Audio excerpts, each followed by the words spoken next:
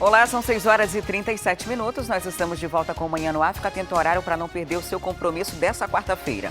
Olha, a gente volta a falar agora sobre a Força Nacional que já está aqui em Manaus e começa a atuar hoje nas unidades penitenciárias que ficam lá na BR-174.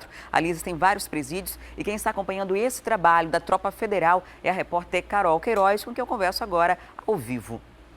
Olá, Carol, bom dia. Conta pra gente como está a movimentação por aí na BR-174. As tropas já começaram a trabalhar mesmo? Oi, Adriane, bom dia para você, bom dia a todos que nos acompanham. Olha, Adriane, eu tô aqui na BR-174, aqui um pouco mais à frente, né, mais próximo da barreira, a entrada do acesso ao ramal ali, né, que dá acesso, na verdade, ao complexo penitenciário Anísio Jobim, ao IPAT, enfim, as unidades prisionais que ficam aqui na BR, fica ali um pouquinho, ali mais atrás. Inclusive, Adriane, esse acesso continua fechado, desde ontem está fechado e por hoje permanece dessa forma.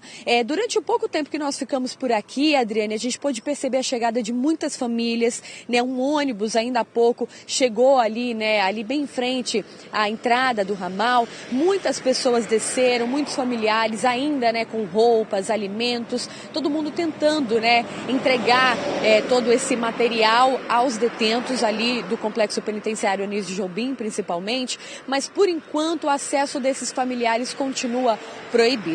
Agora, Adriane, nós vimos aí, né, já vimos em reportagem também que a Força Nacional já está na nossa cidade. Nós vimos também, Adriane, que a estratégia mudou da Força Nacional. Primeiramente foi anunciado, né, que eles trabalhariam na parte externa da cidade, fazendo realmente a guarda nas ruas e tudo mais, mas esse cenário mudou ontem mesmo. Os agentes da Força Nacional já fizeram uma revista dentro dos presídios, portanto, a expectativa é que esse tipo de trabalho continue hoje. Eu pude conversar, Adriane, um pouquinho com um dos PMs que faz a guarda ali na entrada do ramal. Ele não soube me dizer se os agentes da Força Nacional já estavam ou não ali no complexo penitenciário. Mas o fato é que é esperado, né, que a Força Nacional atue ou chegue nas próximas horas, se é que já não está lá dentro do presídio, para que esse trabalho seja feito aqui na BR. Esse também seria um dos motivos aí pelo qual as famílias estão sendo proibidas aí de entrar, justamente para resguardar essas famílias, os detentos e também o trabalho que segue sendo feito por aqui. Também foi anunciado, viu, Adriane, pelo secretário de Segurança Pública do Estado, que o fato da Força Nacional agir agora dentro dos presídios faz com que o efetivo da Polícia Militar possa ser colocado na rua para trabalhar aí recapturando os fugitivos, né, aqueles detentos que ainda estão nas ruas. Nós vimos também ainda há pouco na reportagem aqui no Manhã no Ar a questão da insegurança, né, Adriane? As pessoas ainda com muito medo, né, de circular na cidade, sobretudo à noite. Realmente não há quem diga que não. Independente da classe social, todos estamos, né, apreensivos no mínimo com essa situação, mas é aquilo que a gente viu também na matéria da Júlia, a vida segue, a gente precisa seguir com as atividades normais. Agora, Adriane, o fato da chegada da Força Nacional pode ter um reflexo nisso também. Não só no trabalho, na parte de ação do governo, como também na sensação de segurança da população. Talvez com a Força Nacional nas ruas atuando, né, a gente possa ter uma tranquilidade maior de seguir aí com as nossas atividades. A gente precisa entender, né, Adriane, e perceber como é que vai funcionar aí os próximos dias, né, com a atuação dos agentes da Força Nacional. Equipamentos vieram, armamentos vieram, então a resposta aí, né, dessa sensação de segurança deve vir para nós nos próximos dias. Adriane. Agora, Carol, é importante a gente mostrar também, explicar para a população o que é o quilômetro 8 da BR-174, né? Muita gente não tem nem ideia de como funciona essa área, de quantos presídios, não é só o Compage, não é só o IPAT que fica localizado aí nessa região, tem outros presídios, então a movimentação de familiares, de visita, tanto dos presos apenados, né, quem já foi condenado e também quem está aguardando por julgamento, assim como também a população carcerária feminina. Quase todo mundo está preso nessa área da cidade, né? Com exceção do Puraquaquara. É verdade, viu, Adriane? A área prisional aqui, né, nesse ramal que fica aqui na BR-174 é muito grande, Adriane. Como você bem falou, não é só o Compage. A gente tem o IPAT, tem a ala feminina, a parte feminina, que também é muito grande. E acaba, né, que por um pagam todos, viu, Adriane? Por mais que as pessoas que chegam aqui queiram visitar, por exemplo, parentes ou mulheres que estão presas aqui nesse complexo, também não podem, né? Isso porque o local aqui todo precisa ser resguardado, o trajeto. Por isso que ninguém passa, a imprensa não passa, só pessoas autorizadas, advogados com alvarás de soltura, tá? Isso tudo é conferido ali logo na entrada do ramal, onde a Polícia Militar faz a segurança. Então, por enquanto, essa é a situação, tá? Essa restrição aí, a proibição da entrada de pessoas, de familiares, continua por tempo indeterminado, até que haja a segurança apropriada para que essas pessoas possam entrar e fazer visitas e entregar esses materiais, alimentos, enfim, mas por enquanto essa é a situação por aqui. Agora, Adriane, o clima, apesar disso tudo, é tranquilo, viu? As famílias chegam, ficam instaladas ali na frente, logo na frente do ramal. A gente viu muita gente por aqui, Adriane, fazendo quase um acampamento, né? Assim, trazendo alimentos, bancos, cadeiras, o que for necessário aí para que essas pessoas se acomodem, né, ali na frente da entrada do ramal, aqui na BR-174. E essas pessoas estão na esperança, né, Adriane, de que uma hora esse acesso seja liberado para que eles sejam permitidos aí de entrar até os complexos penitenciários que ficam aqui no ramal na BR-174. Ok, Carol, muito obrigada pelas informações. Aí no quilômetro 8 da BR-174 tem o CDP, né, o Centro de Detenção Provisória Feminino e Masculino. O CDP 2 também vai ser inaugurado nessa área. Tem o Compage semiaberto e fechado, tem também a ala feminina e tem o IPAT, né? Além desses presídios aqui na capital, a gente tem um outro que fica na zona leste da cidade, que é o presídio do Puraquequara, a unidade prisional do Puraquequara, o PP. Então, há uma movimentação muito grande, porque a porta de acesso às penitenciárias é no quilômetro 8, né? Que antes era na 7 de setembro, agora é no quilômetro 8, então qualquer pessoa que for presa vai também ser encaminhada para essa área. E daqui a pouco a gente volta a falar sobre esse assunto. Porque agora a gente tem um assunto para conversar com você, pai, mãe, você que está aqui acompanhando o Manhã no Ar, está preparando para comprar a lista que foi encaminhada na escola do seu filho. A gente mostrou há alguns dias aqui, vai mostrar novamente para você uma lista, alguns problemas que são identificados na lista. O repórter José Augusto Souza foi em algumas livrarias da cidade e viu muita gente comprando o que não devia ou nem sabendo que não deveria comprar alguns materiais de uso coletivo, por exemplo. E é o que a gente vê agora. Correria típica de janeiro. Nas livrarias da cidade, o Natal começou agora. O movimento deve ser intenso até a metade de fevereiro. Para quem tem filho em idade escolar, o baque no orçamento vem logo em janeiro. Os gastos com listas de material escolar podem custar de R$ 250 a R$ 3 mil. E todo início de ano é importante lembrar, nem sempre os pais precisam comprar tudo o que as escolas pedem. A Nicole, de 2 anos, ainda nem tem noção da quantidade de material que a mãe precisa comprar. Gizão de cera, cola glitter. Nossa, isso é para quantas crianças? Aninhos. É uma só. É uma só? De quantos anos? 2. É muita coisa, gente. Minha bebezinha. Eu não sou pai ainda, mas já estou meio assustado aqui. É muita coisa, né? Tem alguma coisa que a senhora olha e de repente vê assim, poxa, isso aqui eu acho que eu não preciso comprar, essa aqui é a obrigação da escola, ou tá tudo direitinho? Eu acredito que tá tudo direitinho. Só algumas coisas que não seria para a idade dela, né? Mas aí fora a tinta guache, né? Que seria para 0 a 3 anos. Existe uma lista de 34 produtos que, segundo o Procon, os pais não precisam comprar. Entre eles, pincel de quadro, envelope, fita dupla face, pasta, estêncil para mimeógrafo, emborrachado, canudos, cola, argila, balões e algodão. A regra básica é comprar apenas o que for de uso individual do aluno. O que for de uso coletivo pode ser ignorado. É o que diz a portaria número 1/2016 do Procon Amazonas. O Sindicato das Escolas Particulares reforça as orientações do Procon, mas também pede aos pais que fiquem atentos para as atividades extras desenvolvidas nos colégios e que podem exigir materiais especiais. No caso das escolas que trabalham de acordo com o seu projeto político-pedagógico, a robótica. Então, ela pode, sim, dentro do seu projeto, solicitar, vamos supor, um exemplo, um pendrive, mas isso de uso individual e não para ficar na escola. Andréia tomou todos os cuidados. A lista ficou salgada, mas é por uma boa causa. Sai caro, sai, né? Mas é um investimento. É um gasto que a gente tem que fazer, não tem para onde. E investir no futuro das crianças. Olha, essa matéria que você acabou de ver, ela foi exibida no dia 6 de janeiro e a gente mostrou novamente aqui porque é justamente sobre esse assunto que a gente vai falar, o principal assunto do dia de hoje, porque que é a compra do material escolar. Enquanto os filhos estão aproveitando aí esse período de férias, os pais já estão preocupados com o que vem pela frente, na hora de comprar o material escolar e iniciar o ano letivo. E para falar sobre o que pode, o que não pode, nós estamos recebendo hoje, aqui no Manhã no Ar, a diretora-presidente do Procon Amazonas, Roseli Fernandes. Olá, seja muito bem-vinda ao programa. Bom dia. Bom dia a todos e eu que agradeço a oportunidade de poder aí divulgar os nossos trabalhos, fornecer as dicas, as orientações necessárias. Parabéns para você, parabéns para a Daniela, que está no comando, você assumindo, muito bom, muito 10, parabéns. Muito obrigada. Olha, a gente viu agora na reportagem que, por exemplo, tem criança da creche, 2 anos, que pedem material que tem, inclusive, uma indicação etária diferente da dela, né? Nesse tipo de situação, qual o procedimento que o pai, a mãe devem fazer? Bom, primeiramente, Adriane, o pai ou a mãe, ele deve procurar o Procon, não é? E quando eu digo procurar, é ir até o Procon, levar a extensa lista, às vezes são extensas, às vezes não são, enfim, ir até o Procon e fazer o procedimento que todo cidadão tem que fazer, não é? Verificar se está condizente com a nossa portaria, que foi baixada em janeiro de 2016 ou não.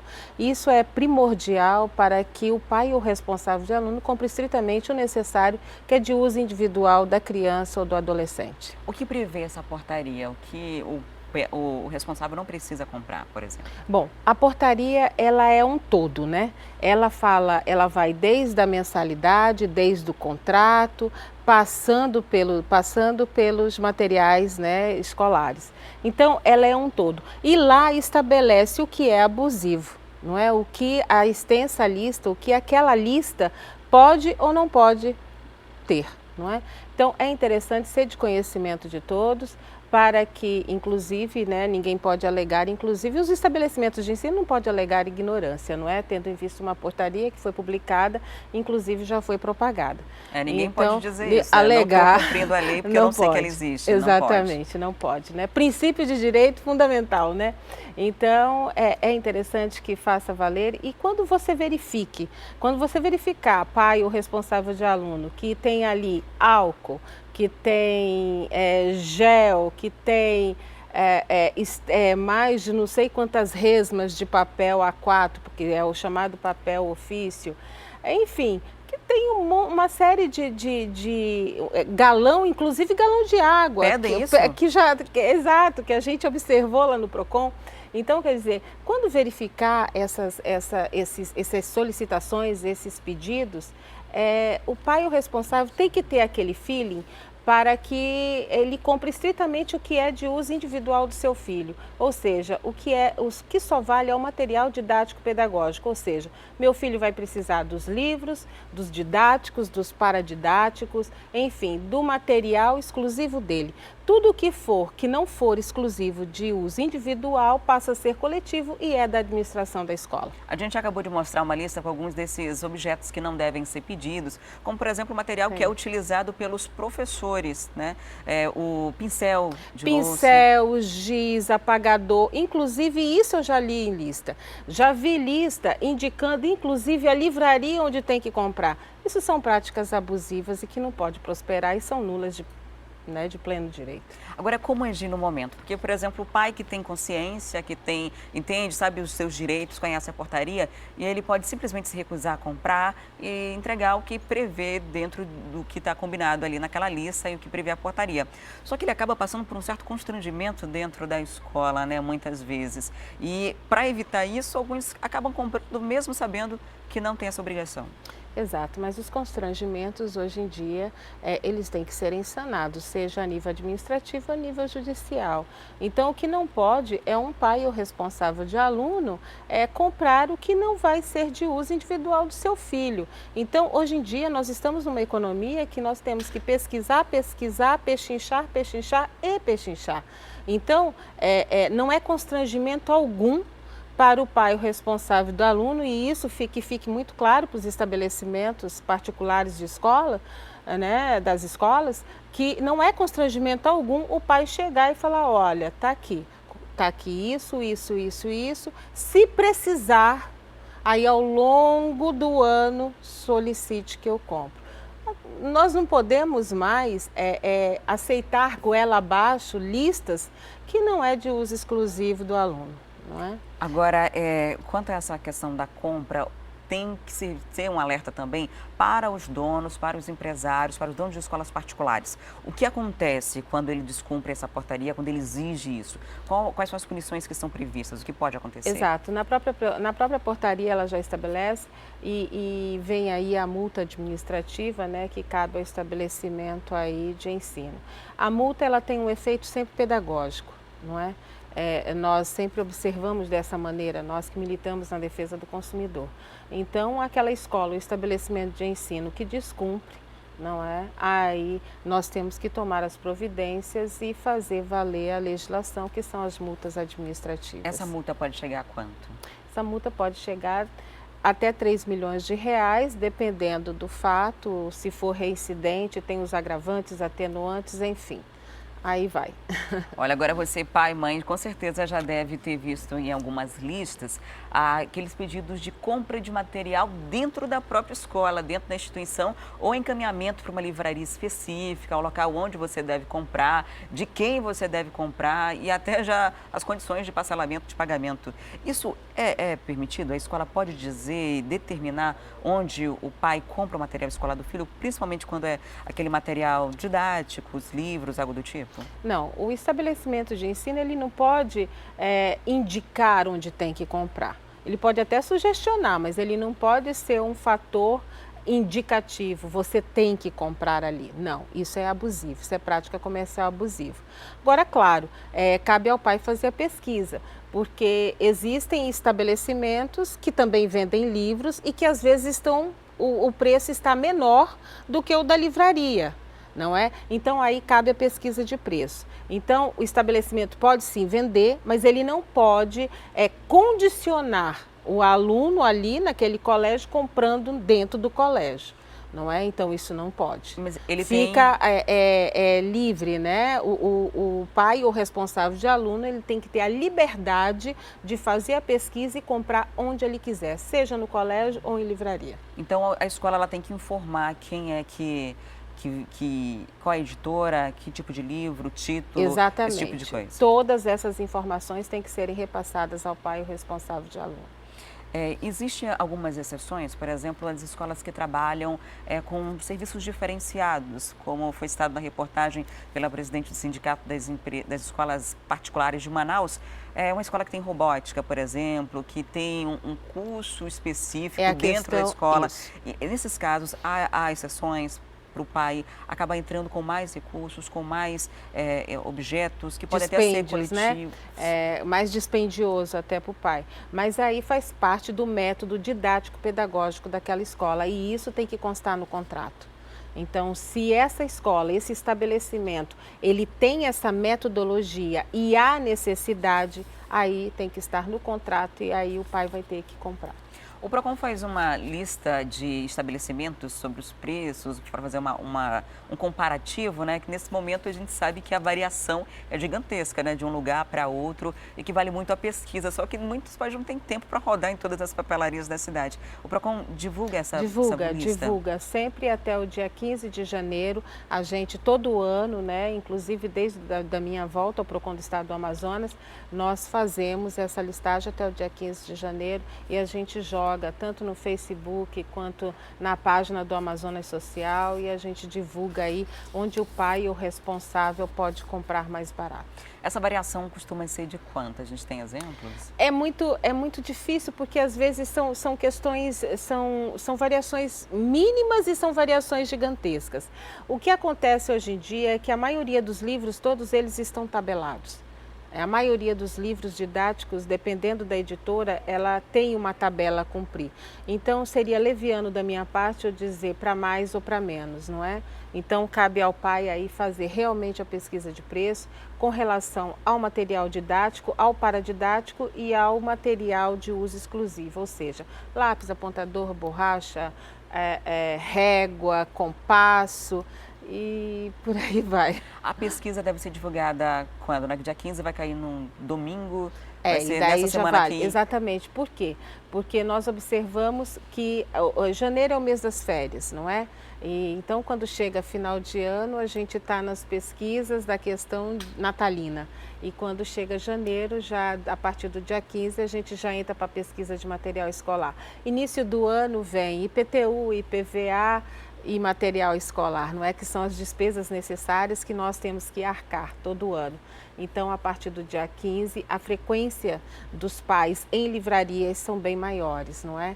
Então, aí o pai, o responsável de aluno, vai poder ter acesso tanto pelo nosso e-mail quanto pelas nossas páginas sociais. A gente vai mostrar também nas nossas redes sociais e no portal A Crítica esses detalhes para você consultar e ter uma noção melhor na hora de fazer a compra. Então, espera até o fim da semana, você que pode, para depois comprar, tendo já essa pesquisa para te ajudar nesse momento. E olha, nós estamos recebendo aqui a secretária executiva do PROCON, que falou sobre essas questões de material escolar, mas o ano de 2016 foi um ano bastante agitado no PROCON, né? Aconteceram várias coisas. Eu queria abrir espaço também para a gente fazer um balanço dessas principais ações, do que foi mais reincidente, o que mais deu trabalho para o PROCON no ano passado. Bom, há 2 anos atrás, desses 2 anos para cá, ranking de reclamações no PROCON é a questão da energia, a questão da água e das operadoras de telefonia. Nós aproveito a oportunidade aí, muito bem colocado por você, que nós estamos prestando contas do nosso trabalho, do nosso serviço, né? A transparência dos nossos serviços. E nós tivemos aí um atendimento de quase 80 mil, né, atividades dentro do PROCON do Estado do Amazonas, atendimento mesmo. E as principais reclamações versam sobre a questão da energia, da água, das operadoras de telefonia. Então, nós tivemos um ano muito tumultuado na questão, seja de reajustes, na questão de ações civis públicas que foram impetradas. Nós tivemos um ano intenso de fiscalização, de ações fiscalizatórias, não é? Chegando a quase 1000 fiscalizações. Operações, né? Não é aquela fiscalização que chega, né? Que denunciam pelo 0800, são operações mesmo, né? Onde envolve vários órgãos, onde envolve uma delegacia, onde envolve promotoria, onde envolve a questão da Censa, né? A questão, inclusive, teve até prisão, não é? Então, nós temos operações e isso foi muito salutar. Foram vários autos de depósito, autos de constatação, autos de infração, cartas preliminares, foram mais de 11 mil, quase 12 mil audiências, isso é muito.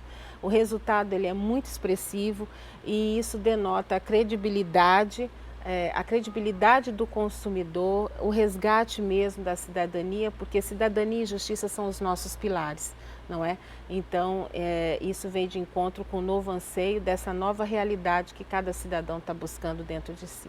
Olha, chega a ser revoltante a gente ouvir que os casos de maior reincidência são questões voltadas à energia elétrica e ainda assim a ANEEL aprovar um reajuste tão alto como foi aprovado no ano de 2016, que a gente já começou a pagar essa conta agora em 2017. E falando em energia, ontem aconteceu um apagão aqui na cidade de Manaus, ontem à noite, por volta de 10 horas e 40 minutos, houve um rompimento na interligação do linhão de Tucuruí, no Sistema Nacional de Energia. Pelo menos 40% da cidade ficou sem energia elétrica. A volta foi gradativa, chegou a se normalizar por volta de 11h30 da noite e isso aconteceu, só para deixar claro para você que não entendeu o que aconteceu muito bem, foi na cidade toda, praticamente, pelo menos 40% se estendeu um pouco mais essa queda de energia que aconteceu ontem. A gente está interligado no linhão, tem as consequências aí dessa interligação, consequências negativas, como quando há um rompimento de algum cabo, algo do tipo, e paga essa conta mais cara, né, do que a gente pagava antes.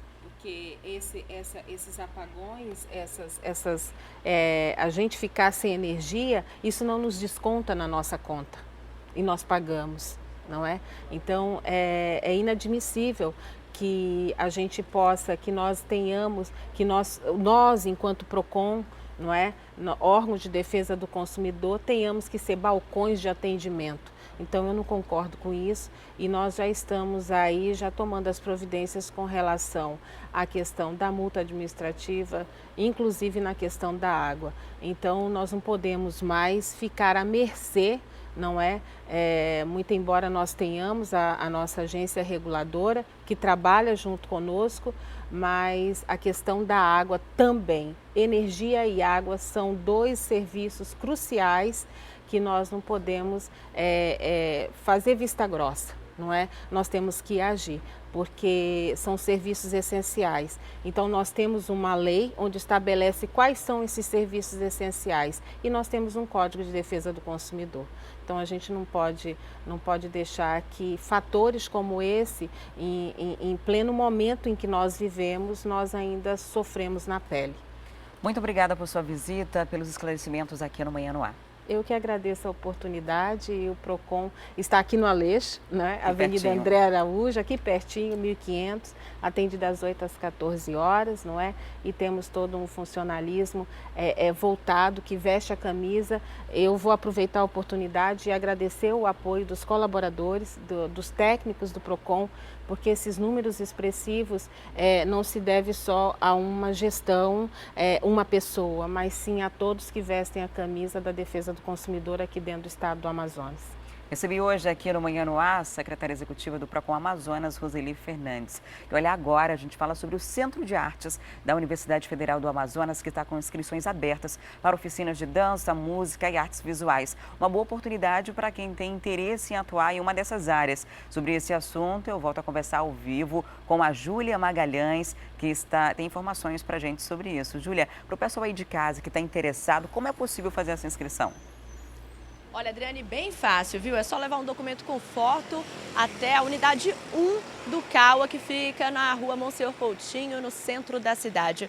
Mas para dar mais informações para a gente, está aqui ao meu lado o Robert Juan, que é professor de violão do CAUA. Bom dia, Robert. 12 oficinas, é isso, que vão ser ministradas aí a partir do dia 16, é isso mesmo? Bom dia, exatamente. São 12 oficinas que vão ser ministradas em 2 semanas. 6 oficinas do dia 6 ao dia 20 de janeiro agora e mais 6 oficinas do dia 23 ao dia 27 de janeiro. Agora, eu olhei na sua programação que tem aulas mais normais, digamos assim, como violão, mas tem novidades também, inclusive no mundo tecnológico. Exatamente. Além da grande área de artes, como música, dança e artes visuais, nós temos uma novidade esse período, que é a oficina Music Touch, para música com apps para tablets e smartphones, que vai ser ministrada pelo professor Lucas Passos. Então, para o pessoal que gosta de tecnologia, vai ser ótimo, né? Vai ser uma boa pedida para esse começo de ano. E é isso mesmo, é só levar o documento com foto na unidade 1 do CAUA. Exatamente, só levar um documento oficial com foto e uma cópia. É interessante levar a cópia. Se você quiser se inscrever para mais de uma oficina, também pode, contanto que não conflite os horários, e levar a quantidade necessária de cópias do seu documento para cada oficina.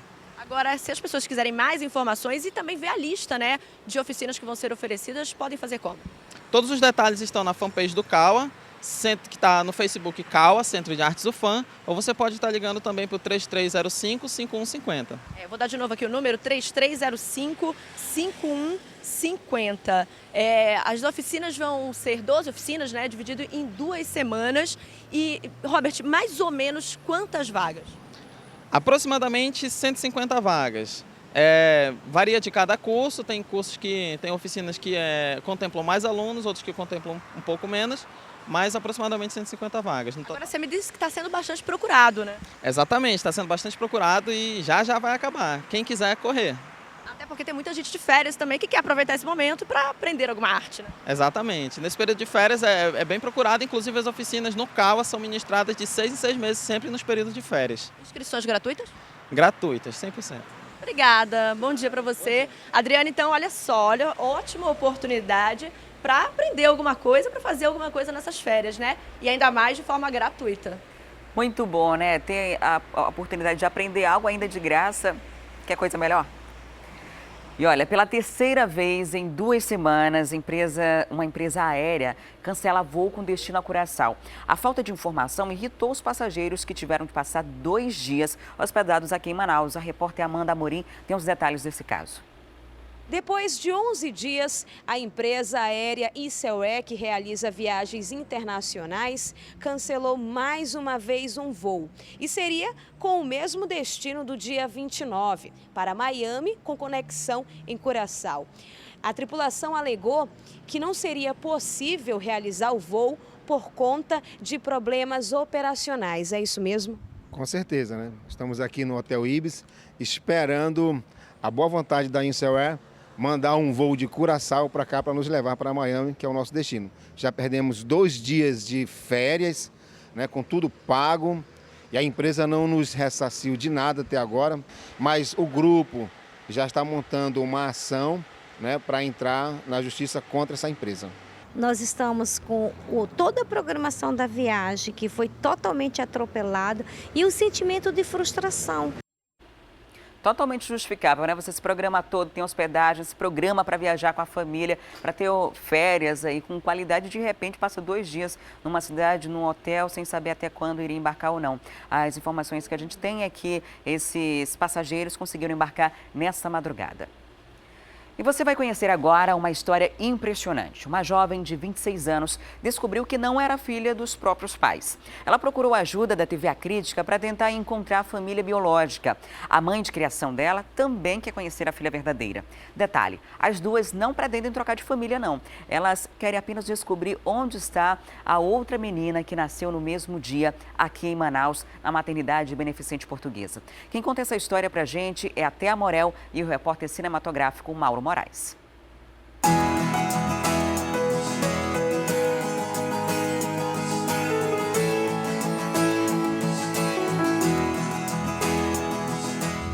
No dia 18 de abril de 1990, às 13h30 da tarde, uma mulher deu à luz a uma linda menina. Foram quase 24 horas de parto e a bebê nasceu bem, com quase 4 quilos. A enfermeira mostrou a nenenzinha para a mãe por alguns segundos e depois a levou para o berçário. Mãe e filha só foram se encontrar novamente no dia seguinte. Depois disso, nunca mais se separaram. Mas anos depois, a pequena Samanta descobriu que havia sido trocada da maternidade. Essa aqui, a Sociedade Beneficente Portuguesa de Manaus.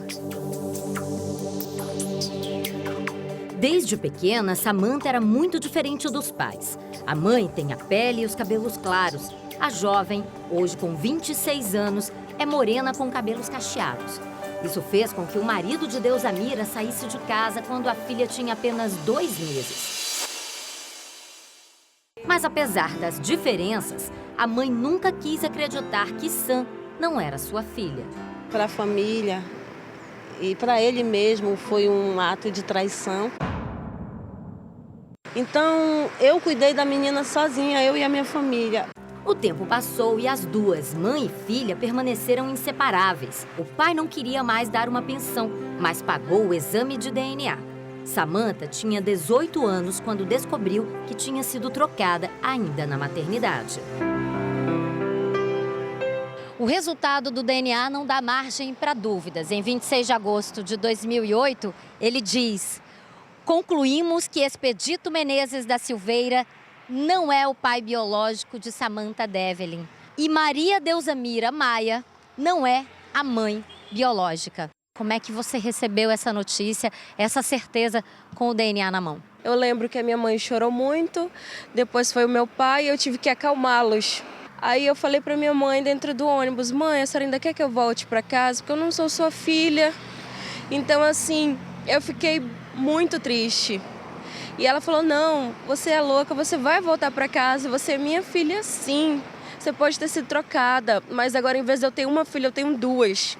Começou aí um desafio para descobrir quem são os pais verdadeiros da menina. A Beneficente Portuguesa só aceitou fornecer os registros depois da ajuda da Defensoria Pública. A Sociedade Portuguesa Beneficente do Amazonas entregou esse relatório aqui para a Deusa e para a Samanta, onde tem o nome de todas as mães que tiveram filhos entre os dias 17 e 19 de abril. o nome da família que teve a filha trocada com a Samantha, com certeza está aqui. Mas é muito complicado para vocês, né, Samantha, procurar simplesmente essa família? Sim, é muito complicado, porque como que eu vou poder chegar de porta em porta, batendo, não, posso ser sua filha, eu fui trocada com a sua filha. Então, assim, eu vejo que é um constrangimento, tanto para a gente quanto para outra mãe. Eu também não sei como que eu vou ser aceita ou se eu não vou ser. A mãe não é aquela que faz, né? É aquela que cria. Então, a Samantha é minha única filha, eu não vou poder mais ter filhos. E a minha vontade é essa, porque ninguém sabe o dia de amanhã. Vai ver, eu posso morrer hoje, posso morrer amanhã e não vou conhecer o que saiu de mim. A situação de mãe e filha é delicada. Voltamos a procurar a Defensoria Pública do Amazonas. Com a ajuda da Justiça, é possível revelar a verdade para outra família sem causar traumas maiores. O remédio jurídico para uma situação como essa, o nosso Código Civil, ele traz uma reparação civil para os danos cometidos. Mas, e pelo que as informações que nós temos, essa reparação civil já está sendo procurada. Então, o que a Defensoria pode ajudar é em algo mais sentimental, é algo mais... Porque a situação é gravíssima. A gente pensar numa descoberta dessa, 20 anos depois, mexe com a mãe, mexe com a filha, vai mexer com provavelmente 27 famílias que vão ser procuradas. Então, o que nós podemos fazer? A Defensoria tem um serviço, tem uma equipe de assistentes sociais e uma equipe também de psicólogos. Nós colocamos essa equipe à disposição para quê? A psicóloga vai orientar a Samantha, a mãe dela, na forma como nós podemos fazer a abordagem dessas outras famílias e também trazer um acompanhamento para essas outras famílias que vão ser surpreendidas com essa informação. Mãe e filha mantêm a esperança. Samantha quer descobrir suas origens. Deusa quer abraçar a filha que carregou na barriga por 9 meses. Elas não querem mudar de lar, de vida. O amor desta mãe e desta filha, mesmo sem os laços de sangue, ninguém muda. Mas elas acreditam que a família pode ficar ainda maior. Eu quero saber a minha verdadeira origem. Eu quero saber de onde eu vim, como que são os meus pais. Eu quero saber, assim, pelos mínimos detalhes. Então, é isso que eu quero. Eu quero, assim, poder viver também com eles. Não quero trocar da minha casa e para a casa deles, mas eu quero ter aquela convivência que eu não tive, aquela convivência que foi me roubada. Eu sei o quanto ela me ama, eu entendo a situação dela, assim como ela entende a minha. E como a minha família também me deu o maior apoio, porque nós precisamos saber a verdade. É um direito dela e um direito meu. E você tem amor para ter 2 filhas? Com certeza. Apesar de eu ter tido só a Samantha, eu tenho amor para dar para os sobrinhos, talvez para os netos. Por que não para mais uma filha, não é? Pode passar 50 anos, mas um dia a gente vai se encontrar. Ao reencontro. A gente fica na torcida para que esse reencontro aconteça. E se alguém aqui de Manaus nasceu no mesmo dia que Samantha, dia 19 de abril de 1990, na Beneficente Portuguesa, pode entrar em contato conosco, com a nossa produção. O nosso WhatsApp é o 992 25 8767. E agora chegou a hora da gente conversar ao vivo com a Micaele Cevalho e com a Deilson Albuquerque, que estão lá no estúdio da Rádio A Crítica 93.fm. É para lá que eu vou agora. Olá, bom dia, meninos. Muito bom dia, Adriane. A gente começa falando sobre o seguro defeso. Houve uma mudança numa parcela que estava prevista para ser paga agora essa semana. Foi adiada, né? Qual o motivo desse adiamento? Vamos ter aí o reajuste, né, do salário mínimo, né? Vai ter uma correção, então a correção do salário mínimo que está previsto para este mês, então é um dos pontos exatamente que houve essa paralisação. As parcelas que seriam disponibilizadas, Adriane, entre os dias 11 e 16 deste mês de janeiro foram programadas e reprogramadas para os dias 17 e 21 deste mês. É bom que recebe o seguro-defesa ficar bastante atento a isso. Então, os pagamentos, né, do seguro-defesa agendados para esse dia dias teve essa modificação, porque agora o salário mínimo, né, vai ser reajustado dos atual R$ 880 para R$ 937.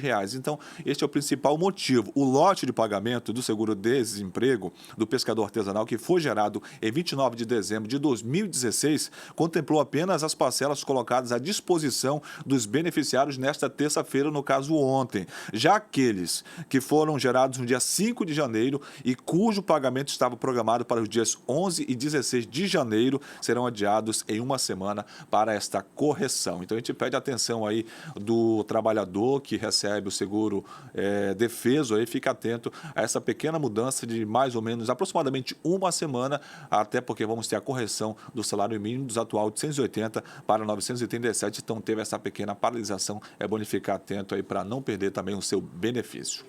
Para a dia, na verdade, mas é por um bom motivo, né? Aumenta aí R$ Exatamente. 57 na conta. Agora serve de alerta principalmente para os pescadores de comunidades mais distantes, que não têm agência bancária, que se deslocam até as sedes do município para receber esse benefício que é dado durante o período que eles não podem pescar determinadas espécies, para não se deslocar então nessa semana, né, Adeus? Exatamente. Fique atento, né? Se o ouvinte, até mesmo nosso telespectador, tiver dúvida, é só manter contato com a nossa equipe aqui mesmo, na Rádio Crítica FM, 2123-1093, que a gente vai estar trazendo todas as informações, colaborando. E o seguro defeso, né, que muitos queriam tirar, até porque, devido a essa crise econômica no Brasil inteiro, né, queriam utilizar, pelo menos, tirar um pouco aí desse dinheiro para injetar na economia, principalmente na educação e na saúde também, né? Ainda tem essa situação aí, então é bom o cidadão também, principalmente quem recebe seguro defeso, ficar atento. Fica atento para essa semana aí de mudança, por um bom motivo, sem dúvida nenhuma, para não perder o seu benefício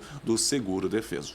Por enquanto, o benefício do seguro-defeso está garantido, mas há ainda essa especulação de que ele seja cortado ou reduzido por uma questão econômica que está colocando de lado a questão ambiental, porque esse período é justamente para a reprodução das espécies, para garantir a prosperidade delas, que elas continuem se multiplicando e garantindo também a sobrevida, além da espécie, sobrevida também da renda das pessoas e para que a gente não tenha nenhuma dessas espécies ameaçadas de extinção, como já existem algumas.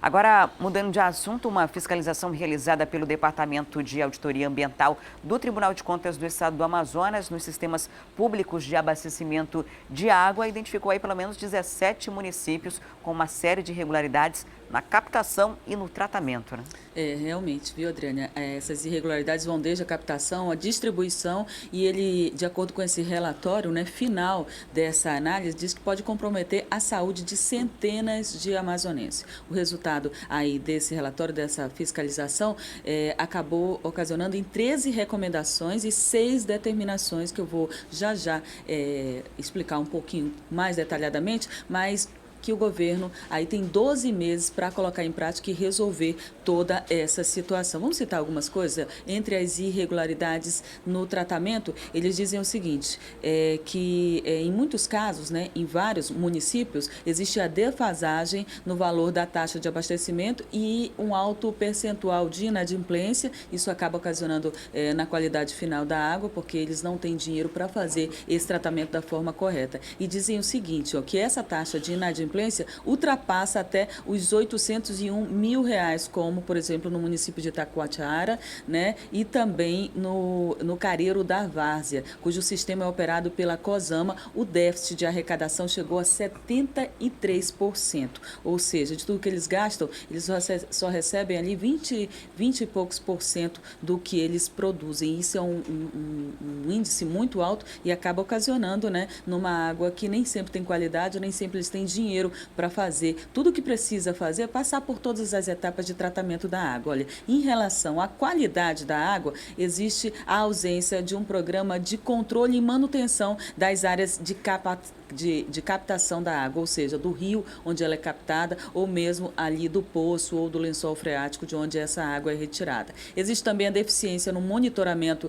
da rede de abastecimento, a fim de garantir a integridade no sistema frente ao risco de contaminação. O que eles querem dizer aqui? A própria encanação, né, não passa por uma fiscalização, não tem ali uma manutenção, e você sabe, qualquer furo nesse cano pode favorecer a entrada de bactéria, de germe, e aí não adianta nada o tratamento ter sido feito, vai tudo literalmente por água abaixo. A água que chega para o consumidor chega assim contaminada nesses casos. Eles disseram também que existe a deficiência no tratamento de água para o consumo humano, ou seja, naquela hora de você acrescentar, né? A gente sabe que vão alguns produtos químicos para garantir que essa água fique realmente limpa, até adicionando, né, alguns componentes que são favoráveis para a saúde da população. Isso não tem sido feito em muitos municípios da forma correta. E eles dizem o seguinte, que a contaminação de águas distribuídas pela rede oficial de abastecimento existe sim em 7 municípios, entre eles Novo Airão, Beruri, Nhamundá e Anori.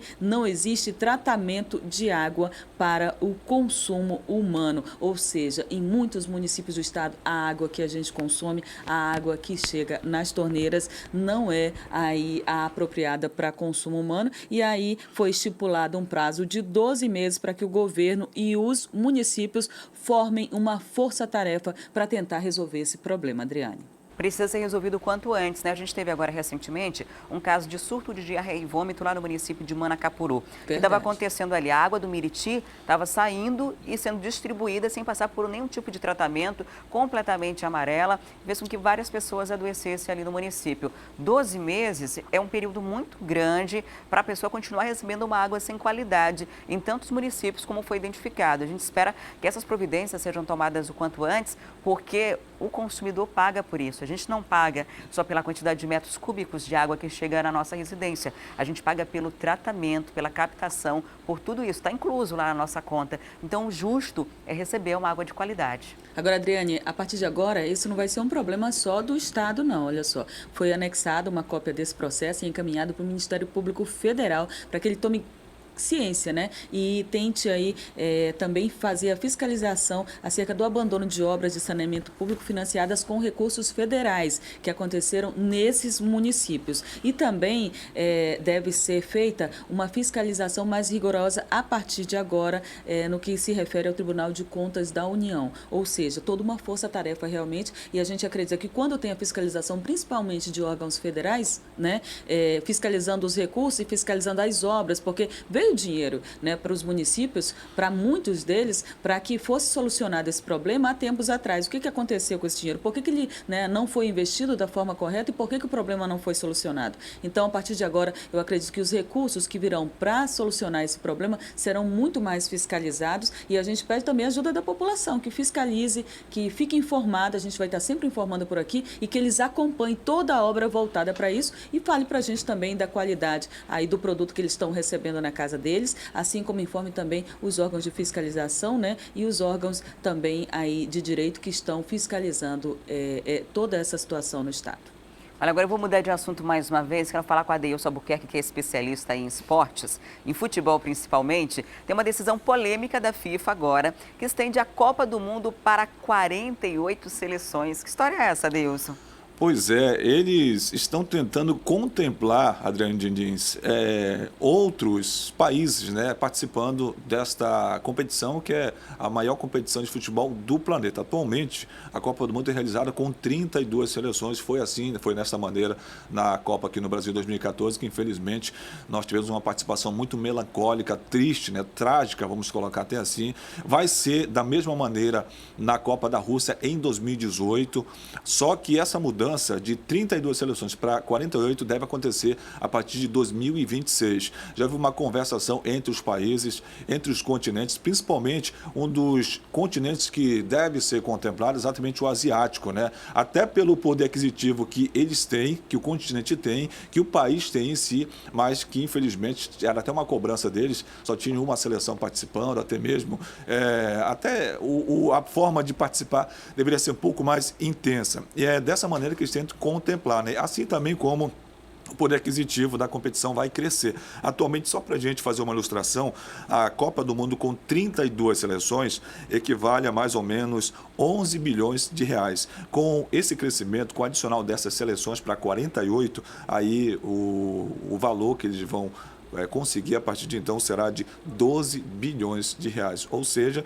estão visando também, é claro, contemplar outras seleções, outros países, principalmente asiáticos, mas também estão visando o fator financeiro, assim como maior arrecadação na Copa do Mundo, com 48 seleções. Já está certo isso, Adeilson? Olha, por um lado, a gente pode até considerar que sim, né? Por quê?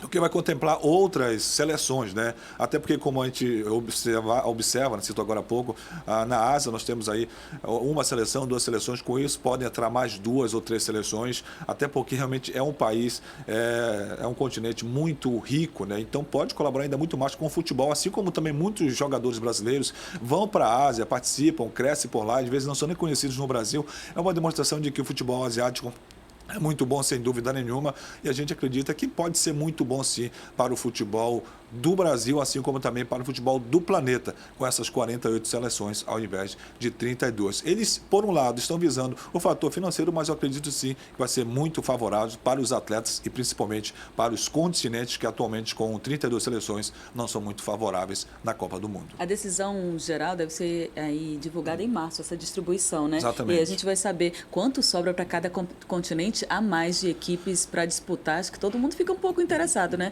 Eu, apesar de não ser muito ali do esporte, mas fiquei atenta. Será que vai ficar mais longo também? Mais longa a Copa do Mundo? Eu creio que não. Deve ter algum adicionalzinho, né, de participação, 1 semana, 2 semanas, mas talvez realmente só mais para prevalecer e contemplar um pouco mais essas seleções que deveriam estar participando, que atualmente não participam pelo número de vagas. Tá certo, a gente vai aguardar, né, porque ainda falta bastante tempo, a previsão é lá para 2026, a gente fica aguardando para saber se esse número de seleções aumenta ou não. Obrigada, Adeilson e Micaele, pela participação, ótimo dia para vocês e para os ouvintes da Rádio Acrítica. Obrigada, bom dia, Adriane. E olha, por aqui a gente continua falando agora da cheia, que começa a preocupar quem mora nos municípios da Calha do Juruá, no interior do Amazonas. A Defesa Civil emitiu a situação de alerta para 7 municípios da região. Eles ultrapassaram a cota de alerta e apresentam um volume de chuvas acima da média para o período. E de acordo com o CIPAM, nos próximos dias ainda deve ter muito mais chuva. A recomendação é que as prefeituras comecem a estabelecer um plano de contingência com o número de pessoas que podem ser afetadas e os possíveis danos. Em Manaus, o nível das águas do Rio Negro está dentro da normalidade em 21 metros e 4 centímetros, né? Está acima do mesmo período que em 2012, mas está aí dentro da normalidade.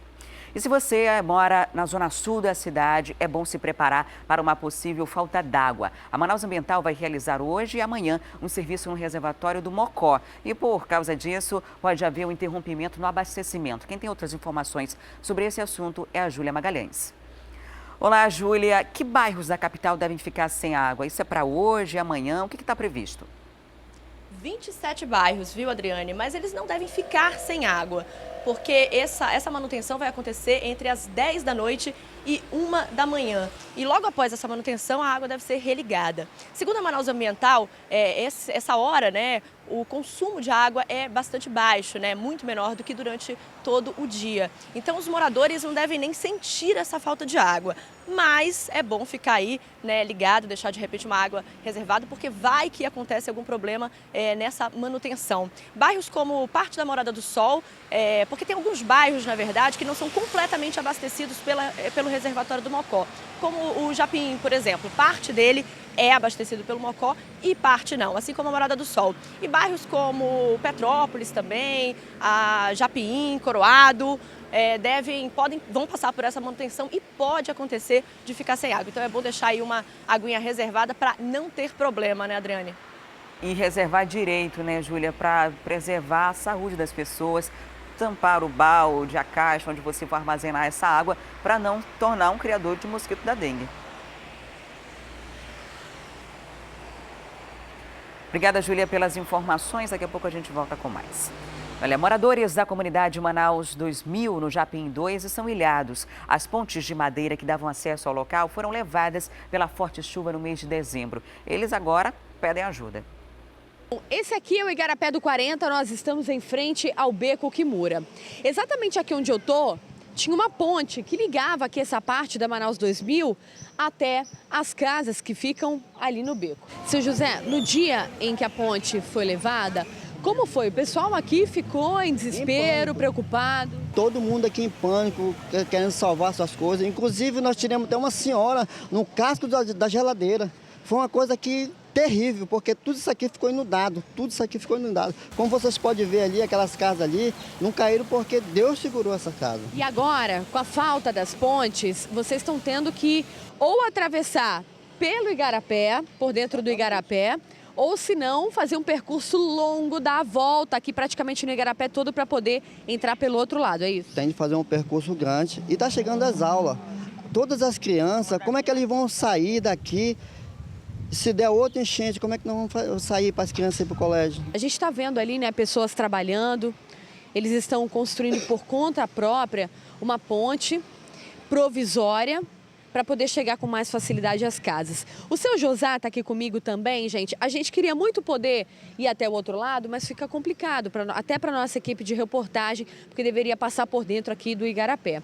Agora o seu Josá mora aqui há quase 30 anos, já convive, já passou por várias e várias situações por aqui e estava me contando que ele está inscrito no Prosamin desde 2006.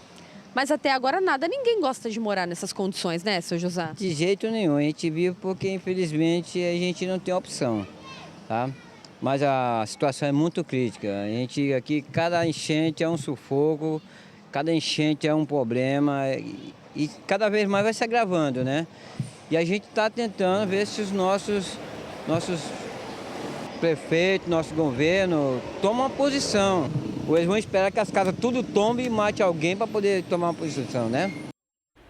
A Secretaria Municipal de Infraestrutura respondeu em nota que vai encaminhar uma equipe ainda esta semana para verificar a situação dos moradores aí do Bico Kimura. E depois do intervalo, a gente volta com mais informações sobre essa crise no sistema penitenciário do Amazonas. Tem revista hoje na cadeia pública Raimundo Vidal Pessoa, no centro da cidade. No próximo bloco, a gente traz também o quadro Na Ponta do Lápis, que vai trazer dicas para você que está de férias, vai viajar, gastar dinheiro, descansar, para não ficar aperreado nesse comecinho de ano. É um instante só, não saia daí.